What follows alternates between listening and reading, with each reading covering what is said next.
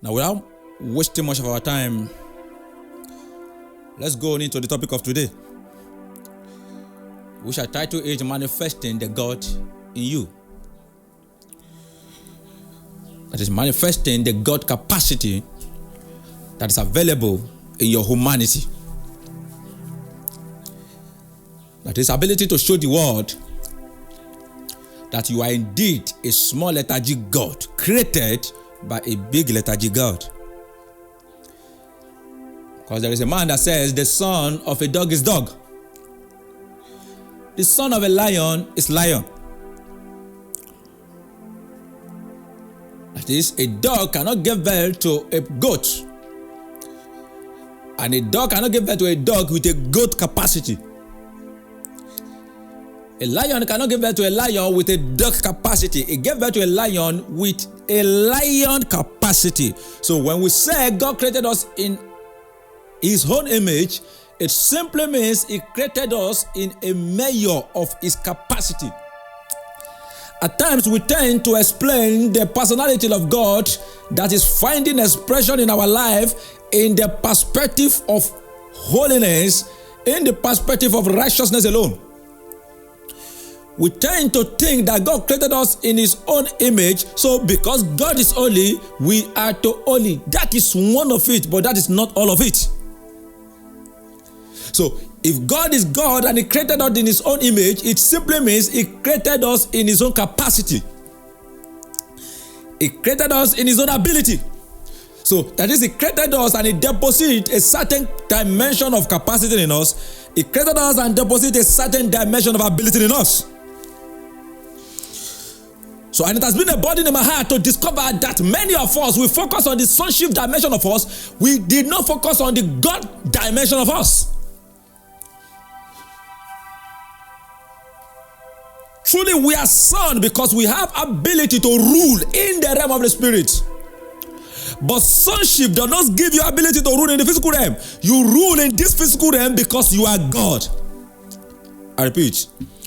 You rule in the spiritual realm as a son. God doesn't rule in the spiritual realm. You rule in the spiritual realm as a son. But you rule in the physical realm as a God. So if you are only manifesting the sonship aspect of you and you are not manifesting the God aspect of you, you may likely to discover that you can only be useful in church, in a spiritual assignment. You don't cast out demon because you are God. You cast out demon because you are son. You don't heal the sick because you are God. You heal the sick because you are son of God. But you rule and dominate on this earth not because you are son. You rule and dominate on this earth because you are God. That's why God said, don't you know you are God? But inability to know can make you to die like a mere man. So the assignment that God gave to Adam, for you to be able to function effectively in that assignment, you must begin to manifest the God dimension of you.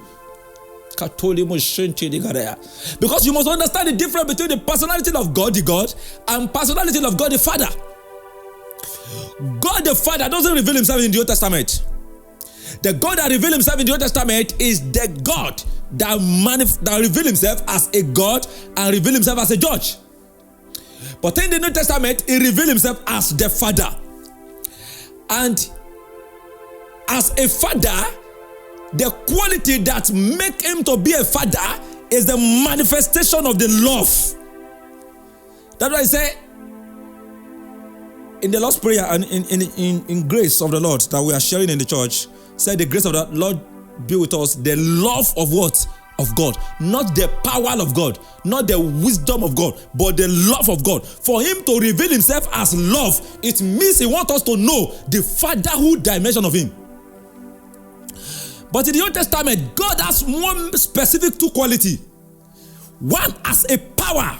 Two, as a wisdom. That is, He is the omnipotent, the omniscience, and the omnipresent. Those are the three qualities that God revealed Himself to be for us from the Old Testament perspective. As omniscience, that is the wisdom dimension of God. as omnipotent, the powerful dimension of God, and omnipresence, that is, God is everywhere, he sees everything. But in the New Testament, God doesn't reveal himself as omnipotent. He didn't reveal himself as omniscience. He revealed himself as love. He now revealed Christ as the power and the wisdom of God. Then he revealed Holy Spirit as the omnipresence. So let us first deal with the Old Testament perspective before we move to the New Testament perspective. So, to the Old Testament perspective, God is God, not because he is powerful. Pay attention. God is God simply because he is wise. The word God from the Greek word means somebody with the ability to create. And in the kingdom, you don't create because you are powerful, you create because you are wise. That is, there is a creative ability that must begin to function in you before you can have the intelligence to produce something. And we were meant to understand, and we know, not we were meant to understand, we know, and we are sure that God is the creator of what? Heaven and what? And the earth. So we know that he's the one that created us. So for being the one that created us, he revealed himself as God. Then 2, God is powerful. And he is powerful. He is a judge because he's powerful. He is God because he's the creator of all things. He is judge because he is powerful. That is, he has the ability to destroy and condemn anything. Men only have the ability to destroy and condemn something. Devil only have the ability to destroy and condemn something. But when it comes to God, he has the ability to destroy and condemn everything. And it will shock you to know that this earth is still going to come to an end. Why? It has been marked for destruction. There is no personality that can mark the earth for destruction. Devil can mark human being for destruction. Human being can mark house for destruction. Government can decide to demolish for dualization purpose. But when it comes to marking the earth for destruction, the only personality that can do it is God, and that's why he's powerful. He is powerful not because he created you. He is wise because he created you. Then he is powerful not because he created you. He is powerful because he has the ability to decide what will happen to you. It can destroy you, and it can make you. He's the one that has the ultimate decision on what happened to the reality that we see on earth and the reality that is happening in heaven.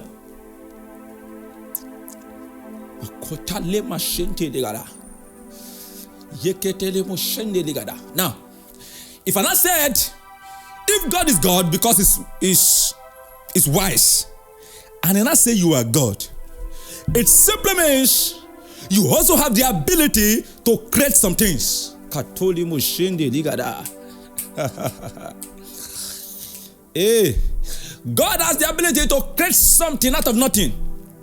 But you have the ability to create something out of nothing, out of something. That is, you can create something that you need out of the thing that God has created. That's what the Bible said in the book of 1 John chapter 2. That do not love the world, neither the things that are in the world. Because everything that are in the world did not come from the Father. Note that statement. 1 John chapter 2, 14 to 16. Everything that are in the world do not come from the Father. The question is, it came from who? Everything that is on the earth came from the Father.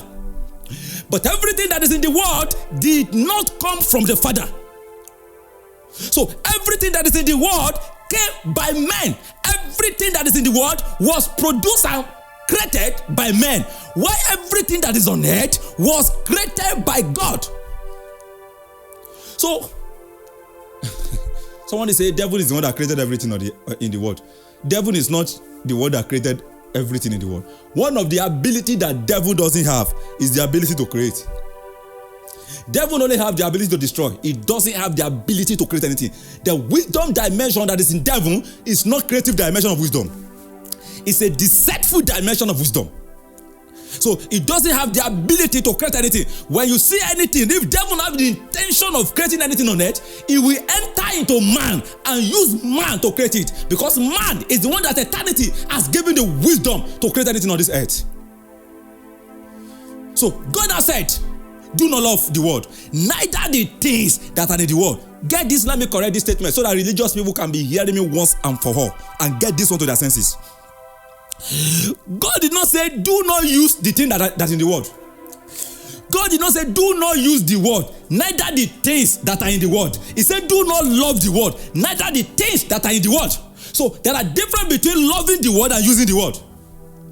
There are difference between loving the things of the world and using the things of the world. The Bible only tells us not to love. It didn't tell us not to use. But religious people, when the Bible said they should not love, they now deny themselves from the uses. So you now see them not using earring because the Bible said do not love the world. You see them not using attachment because the Bible said do not love the world. Even there was a time they don't watch TV because the Bible said do not love the world. The Bible did not say do not use the things of the world. It said do not love. There are difference between not using the things of the world and not loving the world. Let me ask religious people, because I have business with you these days. If you say the Bible said we should not love the world, so because of that we should deny ourselves from the uses. But the same Bible said do not love money. Are you not using money? The Bible tells us categorically that the love of money is the root of all evil. Which simply means we should not love money. But the question is, are you not using money? You say we should not love the world. You don't use hearing. You are riding a expensive car. What's the difference? Park where? Go we help religious people and deliver them from this their low mentality on the things pertaining to the spirit. So back to the point. So God said to us, do not love the world. It didn't say do not use the world. The reason it now said that everything that are in the world did not come from above, but it came from man. Anything that came from below was created by man. Anything that came from above was created by God. Now look around. Whatever things that came from above, the air, the tree, was created by God. The water was created by God. So those are the things that was created on earth. And everything in the world was created by man. Car, phone. The mic I'm using to talk to you now, and the phone you are using to hear me now, was created by what? By men. So everything that I'm using now to preach to you now, they are the things of the world.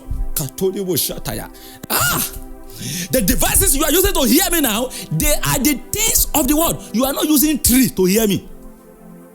You are not using sky to hear me. You are not using sun to hear me, because those are the things of the earth. And the intention of God is to use the thing created by God to produce the thing that we need.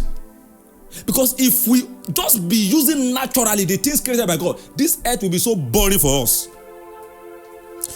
Because that is not the intention of God. The intention of God is to give us raw material. So that out of the raw material, we use the creative ability in us to produce everything we need out of everything that God has given. You cannot create something out of nothing. You can only create something out of something.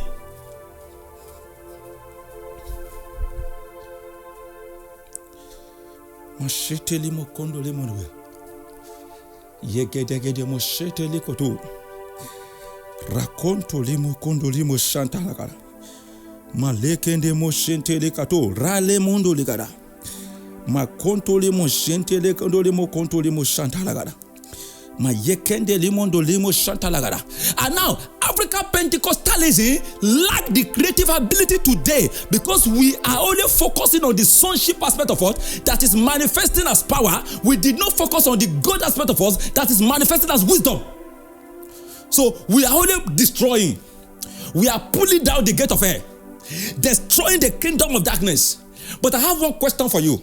After the kingdom of darkness has been pulled down, what next? Because in the kingdom, you don't build by power, you destroy by power, and you build by wisdom. Proverbs chapter 3 verses 19, it said, by wisdom the earth is formed, and by understanding heaven is established. If heaven is established by understanding, how do you think the kingdom of God can be established on earth? It is by wisdom and by understanding. But when it comes to pull it down, it is by power. And the book of Jeremiah chapter 1 verses 9 says, it said, I have anointed you to put down nations, to root out nations. There he now said to build. It didn't say to first build. It is ignorance and foolishness to be building when something has not been put down. So you cannot build the kingdom of God when the kingdom of darkness has not first been put down. That was why power must go before wisdom. The purpose of power is to put down, and the purpose of wisdom is to build. So if you are manifesting power and we cannot see wisdom in the church, I use this opportunity to tell you that we have not started building the kingdom. We are only building your parish. Because one thing about power, if you are a man of God and you are operating in power, you will use power to gather crowd and build your ministry. You are not building the kingdom of Christ. Just pay attention, we are getting there. I repeat. So the assignment of the power of God is to put down the kingdom of darkness. The assignment of the power, wisdom of God is to begin to build the kingdom of God. It's just like you put down a bush, and the purpose why you put down that bush is that you want to build a house there. You want to build a hospital there. You want to build a university in that place. And if you now refuse to build that university, you refuse to build that hospital, what will happen to that bush? It will grow back again. It will grow back afresh. Because until you build something on it, that is when that thing you demolish will not grow back. It is dangerous to put down the kingdom of darkness in a place and refuse to build the kingdom of God. Why? The kingdom of darkness will grow fresh again. You can see the reason why we have been fighting since 1930. We have been pulling down since 1930, and yet we are still pulling down. Why? The moment we put down by power, we did not seek for wisdom to understand the mechanism of eternity and use the wisdom of heaven to establish the kingdom of God on earth. Get this and get this. That you manifest the power of God is a sign that the kingdom of God has come. But that is not the sign that the kingdom of God has been established. I repeat. That you manifest the kingdom of God, that you manifest the power of God is a pure evidence that the kingdom of God has come to us. Jesus said that in the book of Luke, that when he cast out demon, he said, when you see the demon being casting out, is a sign that the kingdom of God has come. But that is not a sign that the kingdom of God has been built. So it is the responsibility of God to bring the kingdom of God. It is our responsibility to build it and establish it on earth. So that's why Jesus prayed, let thy kingdom come. It didn't say let thy kingdom be established. Let thy kingdom come. That is what Christ needs to do. Our responsibility is to not build the kingdom. Our responsibility is to establish the kingdom and expand the kingdom.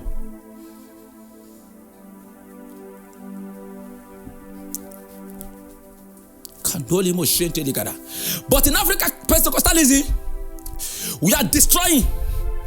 We are busy pulling down, rooting out, and no wisdom to establish. So since there's no wisdom to establish, we now establish our church.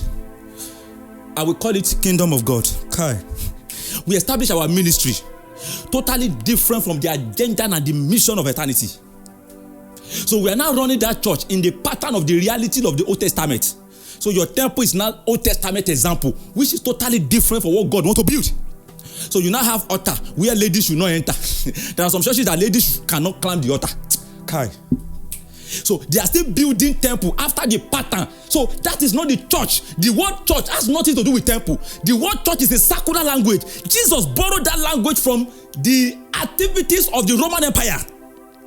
Church is not a spiritual language. When Jesus said, upon this rock will I build my church, he wasn't saying upon this rock will I build my temple. God no longer lives in the temple made by man. He doesn't live in the temple made by man. He doesn't live in that cathedral. He said, the body is the temple I have chosen for myself. Your body is not the temple of God. Get this. Make research on the word church. Church is a Roman Empire language. That is, those that the Roman Empire employed, trained, and sent them into another city to colonize them and use the Roman Empire culture to influence the people of that land. That's what we call church. So Pilate was a church in the land of Jew. They are the people sent by government. They are kingdom ambassador to influence the community they are going to with the culture of the kingdom they are coming from. Church doesn't take over kingdom by force. Roman Empire was the one that began the movement of not coming to your land and take you out of your land by force and use you as a slave in their land. No. Babylonian style of taking over a city is that they will come to your land, pack everybody, just like they did to Daniel and Shadrach, Meshach, and Abednego. They pack them in the land of Jew, take them to their land, and make them a slave over there for 70 years. But when it comes to this Roman Empire system kind of taking over a system, what they do is that they won't come to you by force, they will come to you by influence. That is, they take over by influence. So they train some set of people to go to your community with what you lack. They will not begin to provide what you lack. And in the course of providing what you lack, you will naturally submit to them. And those are the set of people called church. And that is the kind of structure of the church that Jesus wants to build. Not all these temples and parishes that we are building about. Building parishes and temples about is still in the order of the Old Testament. The church is not the church of Christ is not a shadow of the reality of the Old Testament temple. Get that? No. Government and kingdom is the shadow of the reality of the New Testament church.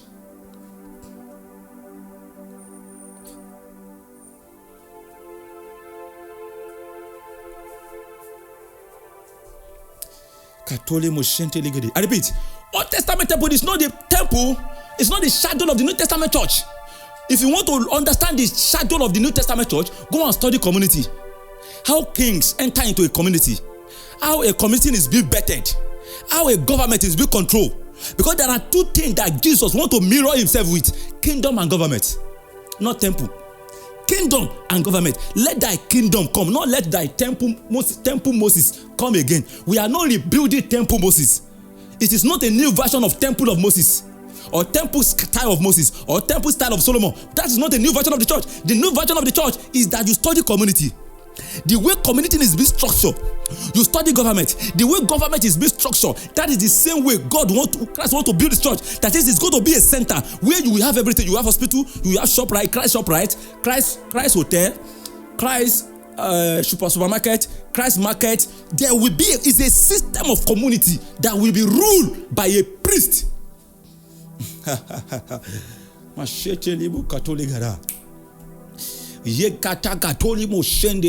repeat, a community not ruled by a king, but a community ruled by a priest. A system of government not ruled by a secular man, but a system of government ruled by a priest. That is this picture of the church that Christ wants to bet. How do we get it? Oh, I was talking about the manifestation of sonship in us and the manifestation of God in us. So the plan of God is that the wisdom. So for you to know that what we have been building for long is not church. I'm telling you, what we have been building in Africa for long is not. It's just denomination. It's not church. It's not Church of Christ. All these versions are not Church of Christ.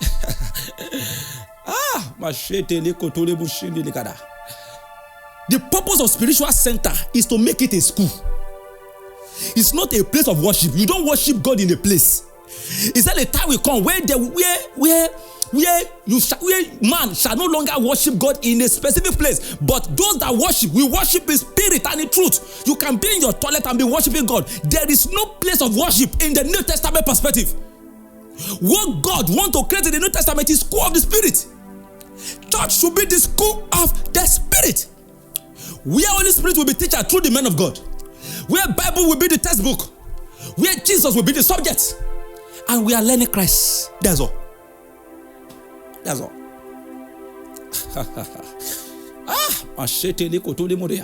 For but it's unfortunate. The church has not been built. That is why the kingdom of darkness is rising again and again in Africa. Because the fact is that how wish we have been building the kingdom we will know that in this season, the revival that God is wanting in this season is not the revival of the manifestation of power. The manifestation of power in Africa started in 1930 by the Apostle Ayodele Babalola, and according to God's calendar, that movement ended with Bishop Idahosa. I repeat, I'm speaking revelation now. Pay attention. By divine wisdom, if you can understand the handwriting of God in the Spirit, the 1930 revival was the birthday of God's Pentecostal movement of power in Africa. And the purpose of that movement is to destroy the kingdom of darkness in Africa, to put down and root out. And according to God's calendar, it is the divine will of God that that movement should end with Bishop Bensi Idahosa. Then God now sent a man into Africa called Pahetin to champion the move of birthing and creating and building the kingdom of God. That is, Ayodele Babalola was championing the move of destroying the kingdom of darkness. Pay attention. You know, I said power is to destroy, wisdom is to build. So those are the two major ministries. Power is to destroy, wisdom is to build. So if God is giving you the wisdom of God, just know that you have assignment in the body of Christ to build. If God is releasing his power upon you, just know that you have the assignment to destroy. By divine ordination, a man that is operating in power is not designed to have a church. You will produce heresy. That's just the fact. You will gather members for 40 years. They will not grow. Your church will be expanding. You will be having branches everywhere. Branches of baby believers. Branches of set of religious people who are growing in religious but are not growing spiritually. So you will have many of them around. Because the power is not the tools for establishing the kingdom of Christ. It is those that are operating in wisdom that the eternity has bettered to establish and plant the kingdom of Christ on earth. They are the ones to champion that move of building the kingdom of God. We call them pastors, teachers. And God raised Pahetin and sent him to Africa to hold the blueprint of how the church of God should be in Africa. But it is unfortunate. They don't allow this man to establish this move. We are too carried away with power. We are still wanting the power of Idahosa, still wanting the power of Ayodele Babalola, instead of us to begin to start building after the order of Pahetin that was a photocopy of the reality of the power of God in the book of Acts. But we now allow Pentecostal move, and Pentecostal move began 40 years ago, and they started manifesting power again. They are trying to destroy what God has used men who begin the move of power to destroy. And since there is nothing, the kingdom of God, since we are not building the kingdom of God, the power of God is growing out fresh again. So we now look as if we are busy. We are keep on destroying. It looks as if God is happy with the system. We are still keep on healing the sick. By now, God doesn't expect the church to be sick. He expects the church to be working in divine healing. It is not the testimony of heaven in this season that you are healing the sick. It's a testimony when your church members are working in divine healing. So we lost that movement. Those that passed through the teaching of Bensi or Pahetin, only few understand the message. Thank God for that. That people of us encounter, because that was the only man that understand the teaching of Pahetin to some extent, to many extent, I'm to say, and build a structural ministry according to the New Testament perspective in line with that pattern. That was what Daddy Kani was fighting against. He was the one that started the movement against tithing, first fruit. He was the one that started the movement against it, because Pahetin never come to Nigeria to teach on tithing. He never come to Nigeria to teach on first fruit. He was building the kingdom according to the pattern of the New Testament perspective. He never go to the New Testament and bring some mystery, because if your pastor want to brainwash you, he will never see any Bible verse in the New Testament. Because the New Testament doesn't fail the test of logic. So you can reason it, prayerfully look at the reality of it. Nobody can easily brainwash you with any Bible verse in the New Testament. But if a pastor want to brainwash, we have many of them in the New Testament. So because it will tell you it is mystery. There is nothing mystical in the New Testament. It is purely understandable and explained. But if they want to brainwash you, because Old Testament is a shadow of reality. So the interpretation of many of it is not literal. So they are allegorical interpretation. So they are shadow of realities. So because of inability to know how to see Christ in the Old Testament, will not make them to begin to bring some certain Mosaic doctrine into the New Testament doctrine. And they are the one that cause heretic into the body of Christ. I hear this. Any doctrine you did not see in the book of Acts is an heretic in the body of Christ if you see it in any churches. Because those are the men that God used to fund the church. So when the Pentecostal move began 40 years ago, they begin to mirror after the power in the book of Acts. They don't follow the apostle doctrine. And the Bible said in the book of Luke, Acts chapter 2, verses 42, it said, and the fear of God was upon them, and they were learning steadfastly in the doctrine of the apostles.